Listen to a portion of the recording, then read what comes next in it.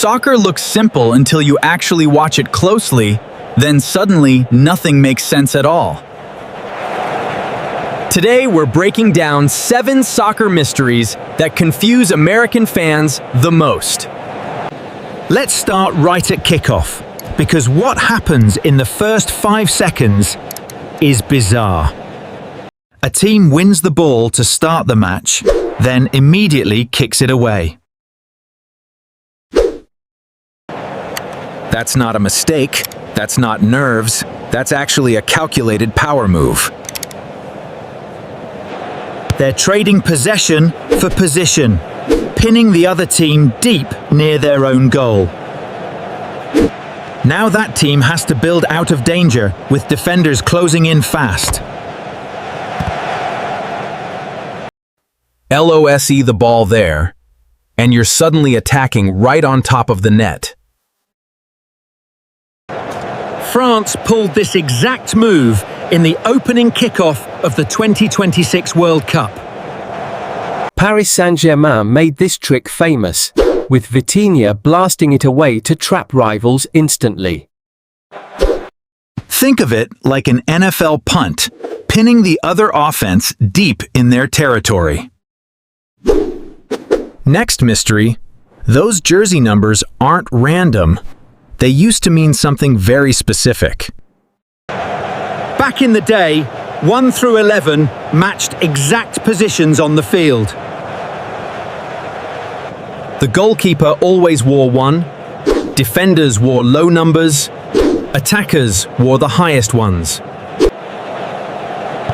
Number 10 went to the creative playmaker, the guy running the whole attack.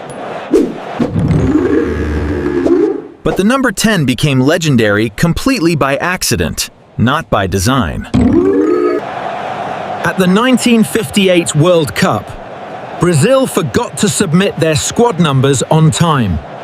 Officials just handed out numbers randomly, and a 17-year-old got stuck with 10.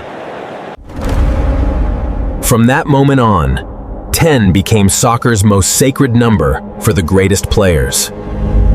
Maradona wore it, Zidane wore it, Ronaldinho wore it. Legends only. At this World Cup, Messi, Mbappe, and Neymar all wear the number 10. So if you're handed the 10 today, you're expected to be the best on the field. Now let's talk team names, because Real, United, and Sporting all mean something specific. Real, like in Real Madrid, is Spanish for royal, literally meaning the royal club. Spain's king granted that title over 100 years ago, complete with a crown badge. Over 20 Spanish clubs still proudly wear that royal crown today. When Spain briefly lost its monarchy, Real Madrid had to drop the crown entirely. Once the monarchy returned, so did the name and the crown on the badge. United simply means 2 local clubs merged together into one bigger team. Newcastle United, for example, started as 2 rival local teams joining forces. And all those FC, AC, and SC labels just mean football, athletic, or sporting club. The name is literally telling you the club's entire origin story in one word. Here's something with zero equivalent in American sports. Fans actually own the team. No billionaire owner, no private investor, just everyday fans holding real voting power. At Real Madrid and Barcelona, members called socios elect the club's president directly. Barcelona has run this way since the very first day the club existed. Imagine Cowboys fans voting for their own owner instead of just complaining online. Germany takes it even further with a rule called 50 plus 1. Fans must always hold the majority vote, so no outsider can ever buy control. Meanwhile, in England's Premier League, 19 out of 20 clubs have private owners.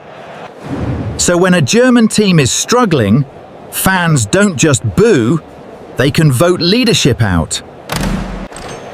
Here's a small detail that trips up American fans constantly. Seasons span 2 years. You'll see it written like 2024 to 2025, and there's a real reason why. Most leagues kick off in August and run all the way through May. They pause during the coldest winter months, so the season naturally crosses 2 calendar years. American MLS used to run spring through fall, specifically to avoid the harsh winter. But starting in 2027, MLS switches to that same August to May global calendar. This lets American clubs buy and sell players on the same schedule as Europe. So very soon, even your home league's season will stretch across 2 years too.